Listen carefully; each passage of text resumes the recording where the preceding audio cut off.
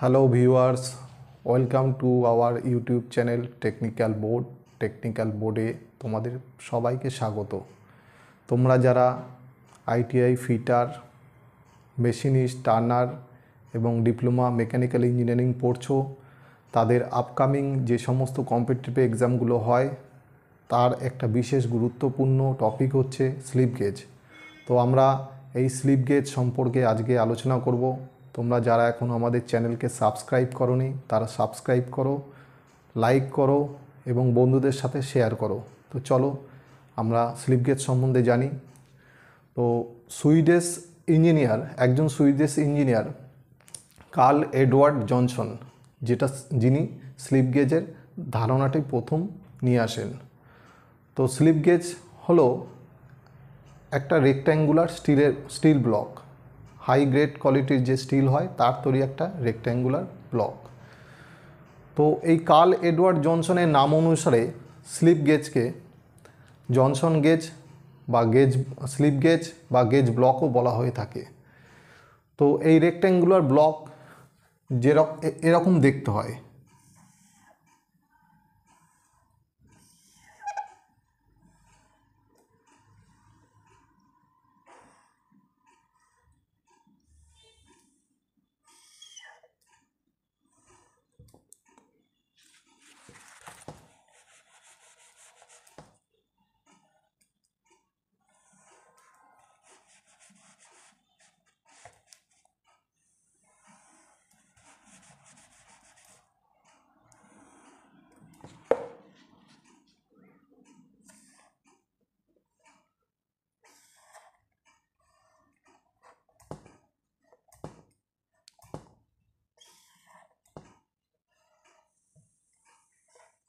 তো এরকম রেক্ট্যাঙ্গুলার ব্লকগুলো ঠিক এরকম দেখতে হয়। তো বিভিন্ন যে রেক্ট্যাঙ্গুলার ব্লক বা স্লিপ গেজ একটার সঙ্গে একটা ডিফারেন্স শুধু এর থিকনেস, অর্থাৎ থিকনেসে কোনো একটা পাতলা হয়, কোনোটা মোটা হয়। এটাই হচ্ছে স্লিপ গেজগুলোর মধ্যে একে অন্যের সঙ্গে পার্থক্য। তো স্লিপ গেজগুলি হাই গ্রেড স্টিলের তৈরি হয়। এগুলো হার্ডেন করা থাকে, স্টেবিলাইজ করা থাকে এবং ল্যাপিংও করা থাকে।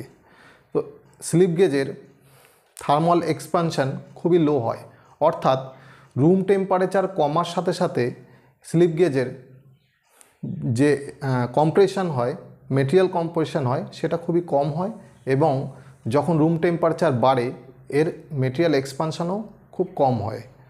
তো স্লিপ গেজ কতগুলি গেজ ব্লক মিলিয়ে একটা সেট তৈরি হয় এবং কতগুলো সেট নিয়ে একটা বক্সের মধ্যে রুম টেম্পারেচারে প্রিজার্ভ করে রাখা হয়। তো যখন প্রয়োজন হয় তখন আমরা এই স্লিপ গেজগুলো ব্যবহার করি। তো স্লিপ গেজগুলি বিভিন্ন কাজে ব্যবহার হয়ে থাকে, যেমন কোনো জবের টেপার অ্যাঙ্গেল চেক করার ক্ষেত্রে স্লিপ গেজ কাজে লাগে, বা কোথাও কোনো হাই প্রিসিশন টুলের ক্যালিব্রেশনের কাজে এই স্লিপ গেজ ব্যবহার হয়ে থাকে। তো স্লিপ গেজের অ্যাকুরেসি অনুযায়ী এবং স্লিপ গেজের ব্যবহার অনুযায়ী বিআইএ স্ট্যান্ডার্ড দ্বারা স্লিপ গেজকে মেনলি 4টি গ্রেডে বিভক্ত করা হয়েছে। তো আমরা সেই গ্রেডগুলো দেখে নেব। চলো দেখে নেওয়া যাক।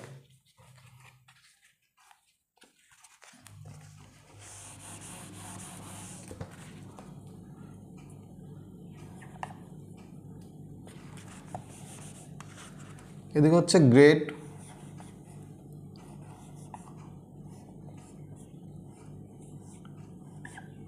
গ্রেড অ্যাকিউরেসি,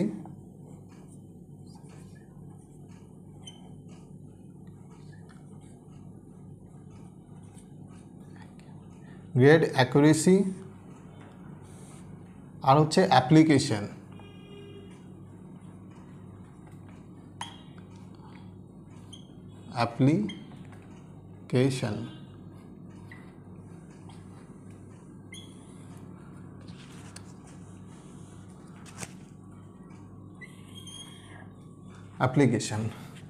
তো প্রথমেই আমরা দেখব আমাদের ফার্স্ট গ্রেড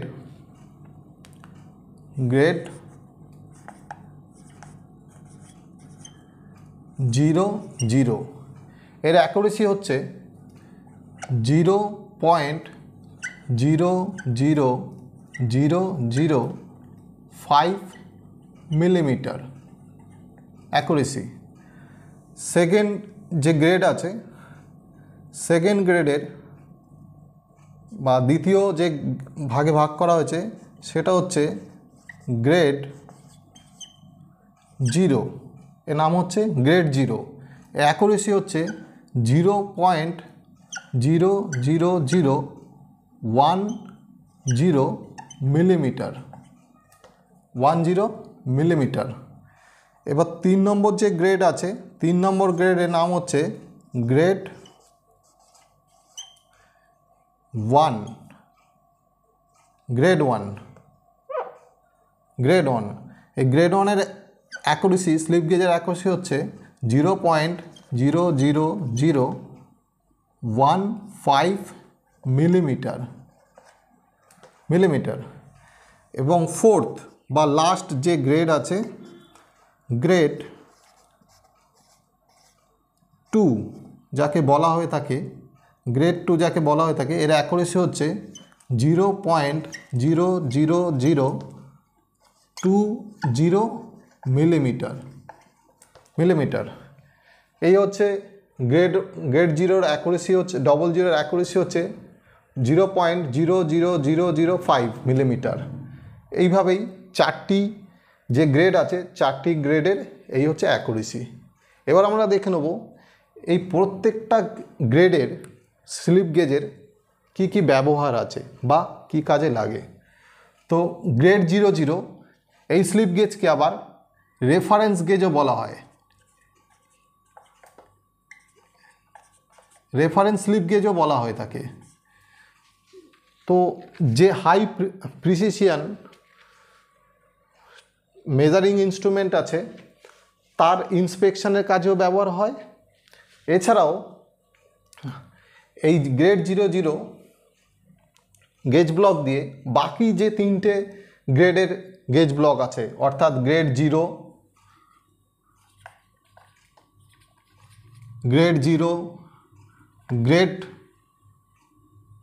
1 এবং গ্রেড 2, এই 3টে টাইপের গেজ ব্লকের ইন্সপেকশনের আমরা এই গ্রেড 00 ব্যবহার করে থাকি, স্লিপ গেজ ব্যবহার করে থাকি। এরপরে আমরা দেখব গ্রেড 0 স্লিপ গেজ কী কাজে লাগে। তো গ্রেড 0 স্লিপ গেজকে ক্যালিব্রেশন স্লিপ গেজও বলা হয়ে থাকে।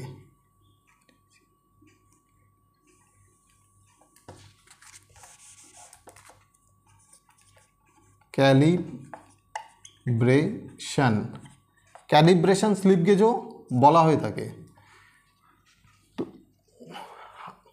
কোনো হাই প্রিসিশন ইনস্ট্রুমেন্টের ক্যালিব্রেশনে এটা কাজে লাগে। এছাড়াও মাইক্রোমিটারের ক্যালিব্রেশনের ক্ষেত্রেও কাজে লাগে।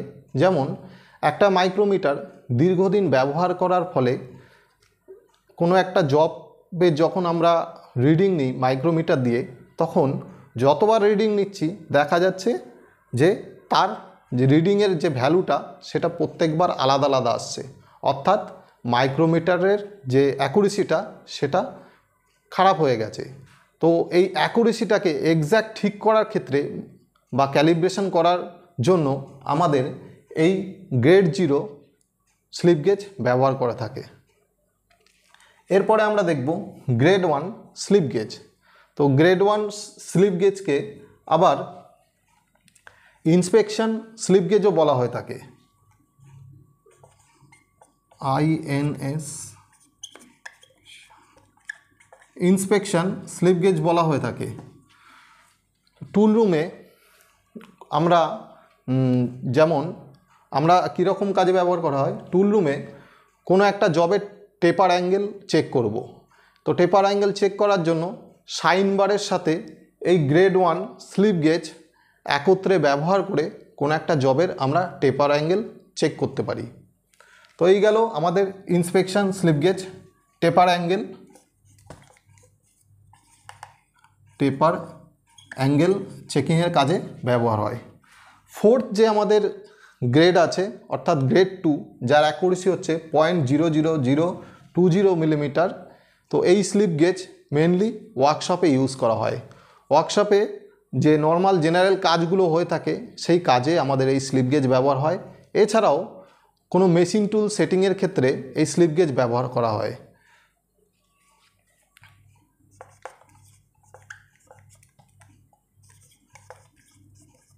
ওয়ার্কশপে ব্যবহার করি। মেশিন টুল সেট আপে কীরকম ব্যবহার করি? মেশিন টুল সেট আপ, ধরি একটা লেদ মেশিনে টেপার টার্নিং করা হবে। তো টেপার টার্নিং করার জন্য লেদের টেল স্টকে যে টেপার টার্নিং অ্যাটাচমেন্ট লাগানো হয়, সেই টেপার টার্নিং অ্যাটাচমেন্টটা চেকিংয়ের কাজে আমাদের এই গ্রেড টু স্লিপ গেজ ব্যবহার করা হয়ে থাকে। তো এই হলো স্লিপ গেজের একটা ধারণা। এই ভিডিওটা তোমাদের কেমন লাগলো তোমরা অতি অবশ্যই কমেন্ট বক্সে কমেন্ট করে জানাবে এবং ভিডিওটা তোমাদের বন্ধুদের শেয়ার করবে। Thank you for watching.